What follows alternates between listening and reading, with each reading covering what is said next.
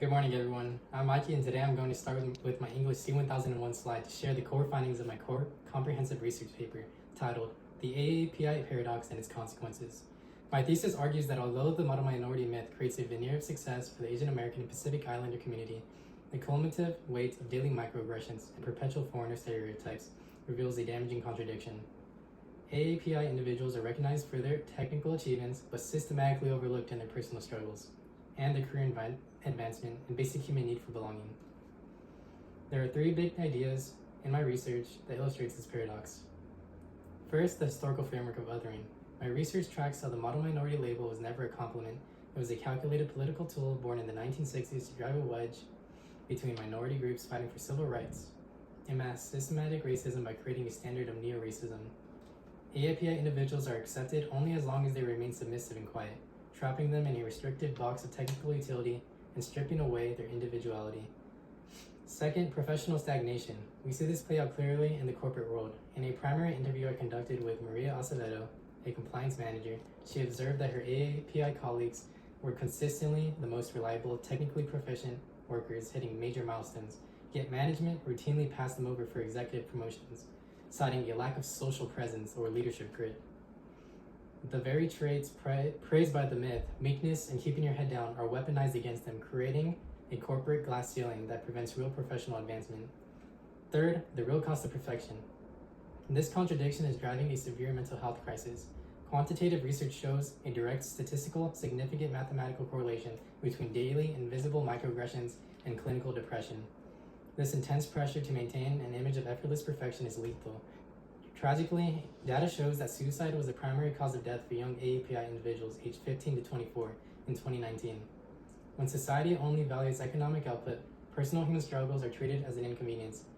Ultimately, this research reveals a profound objectification where the person is completely discarded for the product. However, this situation is not deeper a simulation.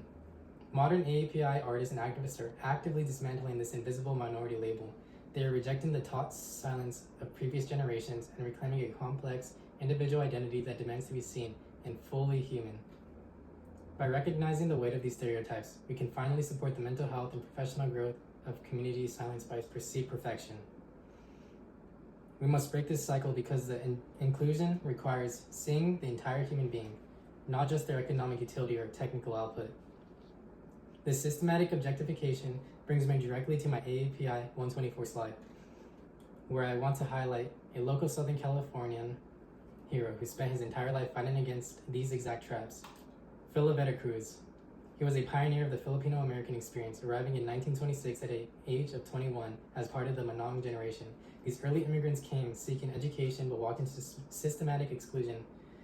For over 24 years, Philip was funneled into grueling agricultural labor, picking grapes in the brutal heat of Coachella in San Joaquin Valley, witnessing a system that treated human beings as disposable tools.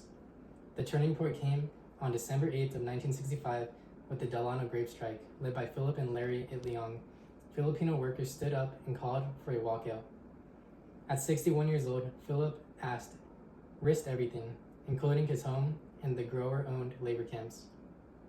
For a chance at dignity, Philip's true brilliance lay in his strategy. As a business student, I look at the divide and conquer tactics the growers used back then, paying different ethnic groups different rates to spark jealousy and prevent them from organizing. Philip saw them through the manipulation of human emotion. He knew the Filipino workers couldn't win alone, so he became the bridge builder who reached out to Mexican-American workers, uniting them under what became the United Farm Workers. He proved that when you stop competing for crumbs, you can demand a seat at the table. This was the moment when an invisible minority decided they would no longer be ignored. As vice president of the UFW, Philip championed the construction of Abayani Village. Because of discriminatory anti-miscegenation laws, many Filipino men of his generation were legally barred from starting families. By the 1970s, they were aging and alone. Philip built this retirement home so these Manongs could live with dignity, creating a family for those denied one by the law. This highlights his AAPI cultural connection perfectly. He understood that success means making sure our elders are taken care of and our history is preserved. In 1977, Philip did something rare. He resigned from his leadership position when he felt that the union was becoming too centralized and out of touch with the workers. He chose his principles over power, spending the rest of his life mentoring young students and activists. I see a lot of myself in his story. I think about the boxing gloves I use in the gym, the way they symbolize a silent discipline and a refusal to quit when things get heavy. Philip had the same fighter mentality. He overcame racism, poverty, and age by being consistent. He reminds us that behind every economic statistic, there is a human being with a story, and that real influence is about how many people you lift up. His life proves that true leadership does not belong to an institution, but always belongs to the people. Thank you for listening to my speech.